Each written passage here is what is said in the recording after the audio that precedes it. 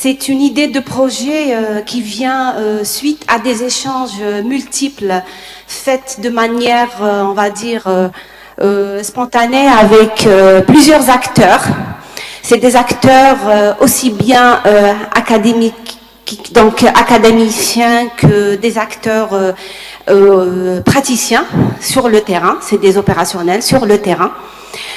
Et cette idée donc de projet va porter sur l'adoption des innovations au sein des exploitations agricoles.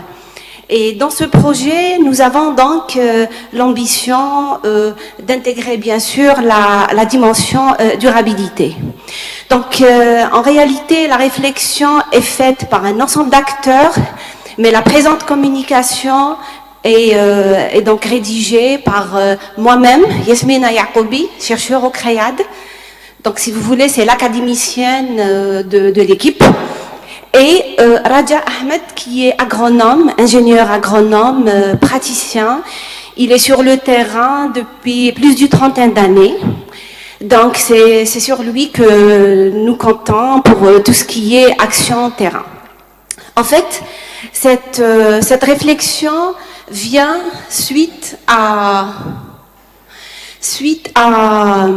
un constat qui est déjà fait et qui est donc la diffusion de l'innovation. Mais quand je suis un baladeur, je préfère un micro-baladeur, non? C'est pas grave, c'est bon. Ah.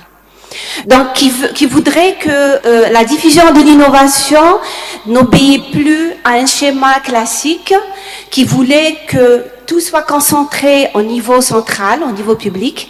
Les innovations sont par la suite transmises aux services déconcentrés de l'État, que sont par exemple la DSA et autres, et que ces derniers amènent l'innovation aux agriculteurs. Donc en fait, on n'est plus dans ce schéma, nous sommes dans un autre schéma.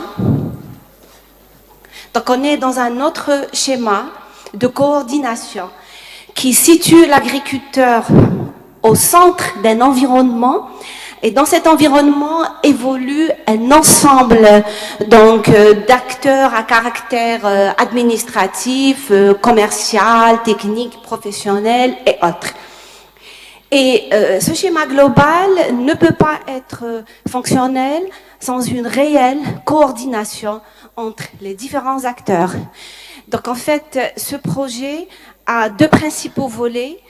Le volet de l'étude de la coordination, et j'entends dire et je parle de la coordination productive, c'est-à-dire la coordination qui pourra donc améliorer les rendements et tout.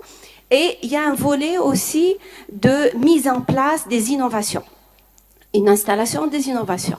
Cela ne veut pas dire que les innovations en agriculture n'ont pas existé, parce que si on prend comme référence la date de l'indépendance,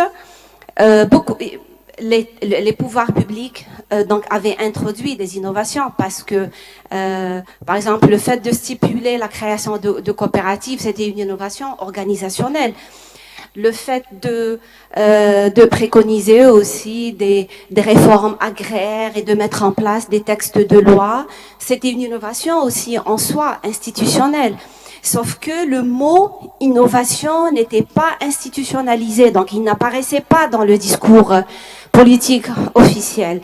Et c'est jusqu'en 2019, le ministre de l'Agriculture réitère l'importance de l'innovation. Très bien. Donc, dans ce contexte global, là vraiment j'ai essayé de résumer, parce que j'ai que 20 minutes, donc j'ai fait une communication qui est vraiment très restreinte. Ok, super. Alors, nous émettons l'hypothèse suivante, que l'innovation doit non seulement émaner des acteurs eux-mêmes, mais aussi ils doivent être partie prenante dans l'ensemble du processus de l'innovation.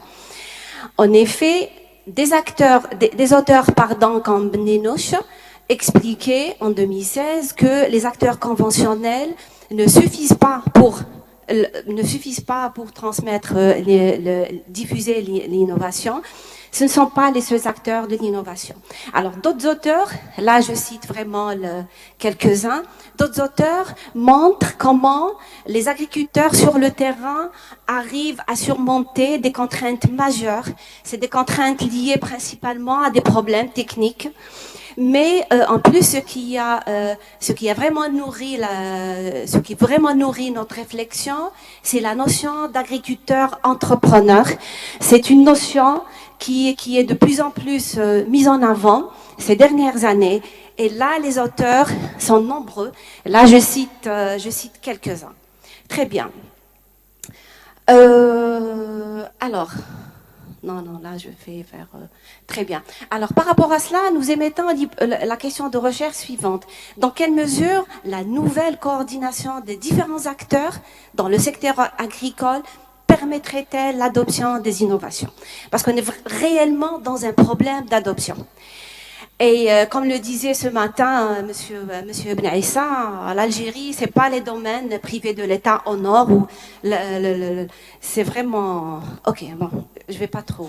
Alors, de cette question donc principale découle un certain nombre d'interrogations qui sont donc liées à la coordination où les connaissances de chacun des acteurs impliqués sont mises en action et en interaction dans le but, bien sûr, selon des contrats formels ou informels. Voilà. Alors, pour bien apprécier la coordination des acteurs, nous avons privilégié la recherche-action. Et certainement, dans notre parcours, on aura à organiser des ateliers participatifs, à conduire des entretiens individuels et bien sûr, on aura à définir des indicateurs pour le suivi sur le terrain, pour le déroulement des actions. Alors l'importance de la recherche-action aussi apparaît dans la mutualisation des apprentissages et des enseignements. Donc, quand on est dans une recherche-action et quand on est dans une recherche participative, chacun des acteurs sera dans la posture suivante, c'est-à-dire il est à la fois apprenant et à la fois enseignant. Et c'est ce qui est intéressant donc d'étudier. Voilà. L'approche aussi recherche-action, l'un de ses vertus, c'est que c'est une approche flexible. C'est-à-dire que quand on met en place une action, on a cette flexibilité de la réviser, de la replaner et de la revoir.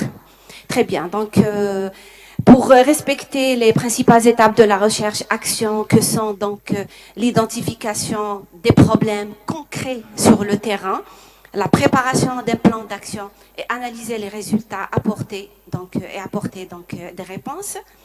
Nous avons été amenés dans un premier temps et concrètement sur un terrain bien identifié, nous avons tenté de repérer des problèmes. Et là, un premier atelier participatif a été organisé en présence du propriétaire de l'exploitation. Je vais vous présenter l'exploitation. Du propriétaire de l'exploitation, du gérant de l'exploitation, des techniciens, des opérateurs privés et moi-même. Donc, on a tenu à respecter la présence de l'ensemble des acteurs. En fait, les buts sont multiples. En fait, quand on est dans une approche recherche-action, donc participative, il faut que l'ensemble des acteurs aient le même langage. Il faudrait qu'on soit d'accord tous sur les mêmes problèmes afin qu'on puisse définir les solutions. Très bien. Vous me dites j'ai 20 minutes. C'est très bien, super. Alors, donc il fallait dans un premier temps aller sur le terrain et repérer des problèmes concrets. Les problèmes repérés, c'était l'irrigation, un sol limoneux, présence massive des adventices et la fertilisation qui n'était pas du tout adaptée au sol. Mais alors, la troisième étape, c'est la présentation du plan d'action. Mais avant d'y arriver, permettez-moi de vous présenter la zone d'étude. Donc, la zone d'étude, c'est l'exploitation que vous voyez en rouge. Elle est située dans lieu-dit Sarsou, dans la commune de Djelfa. C'est une terre, les terres de la communication relèvent de la PFA, de l'accession à la propriété foncière, d'une superficie de 100 hectares. L'exploitation s'adonne uniquement à la culture oléicole, où l'on trouve donc deux principales variétés à l'huile, la Bequina et l'Arbosana. Donc, l'exploitation est dotée en goutte à goutte, entièrement, 100 hectares en goutte à goutte.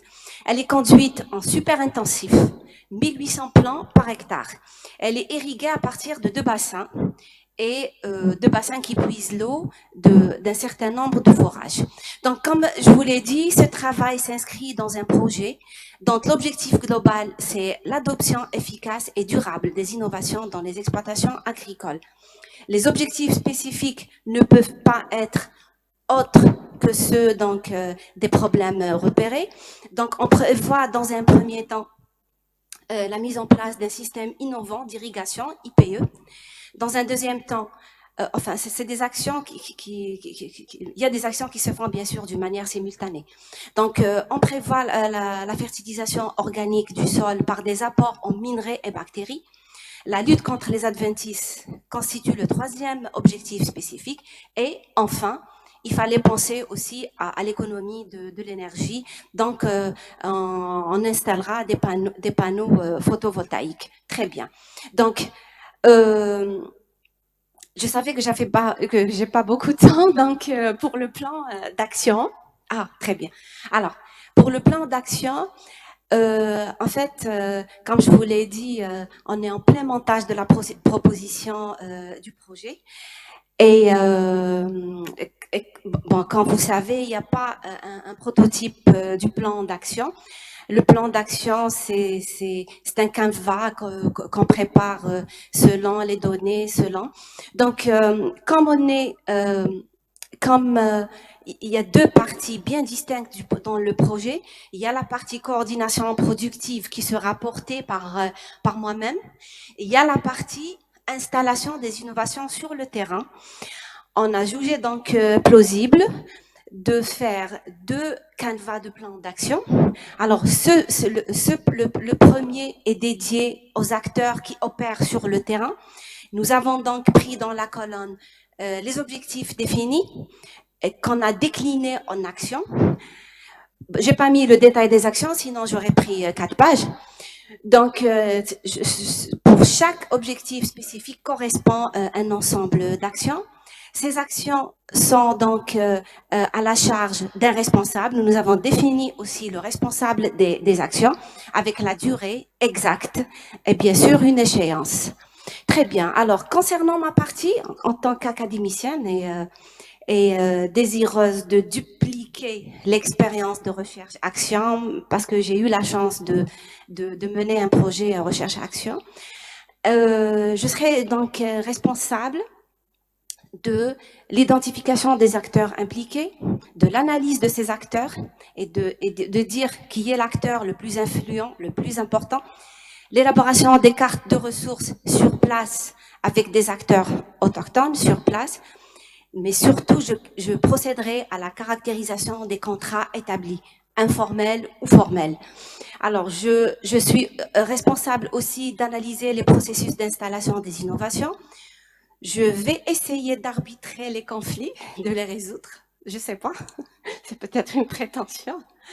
J'aurai à organiser donc des ateliers participatifs, des brainstorming, des ateliers de restitution, de réflexion, focus group, définir des indicateurs de suivi. Et enfin, je suis responsable aussi pour diffuser les résultats du projet comme communication des clients ou autres. Voilà. Voilà, alors comme conclusion, dans la conclusion apparaît donc 3 points essentiels. Le premier, c'est, on se dit que le fait, donc il est purement technique, parce que quand on améliore des pratiques d'irrigation et culturale, ceci offre logiquement des opportunités d'analyser un aspect. Ah, excusez-moi. Ah oui, le premier point, il a trait à la coordination. En fait, la coordination productive des acteurs, c'est un aspect qui n'est pas très développé par la recherche. Voilà, ça c'est le premier point fort, on va dire, du projet. Le deuxième, c'est que si on touche à la question de l'accès et la gestion des ressources productives rares, que sont principalement l'eau et la terre, et donc toute amélioration technique diminuera donc la pression exercée sur les ressources naturelles et indirectement conduit à une meilleure répartition de ces ressources. Alors, ce volet d'analyse constitue, outre l'importance de l'innovation technique elle-même, une opportunité d'apprentissage à différents étages d'intervention des acteurs susceptibles de conduire au développement agricole et durable. Et merci beaucoup. Merci, madame.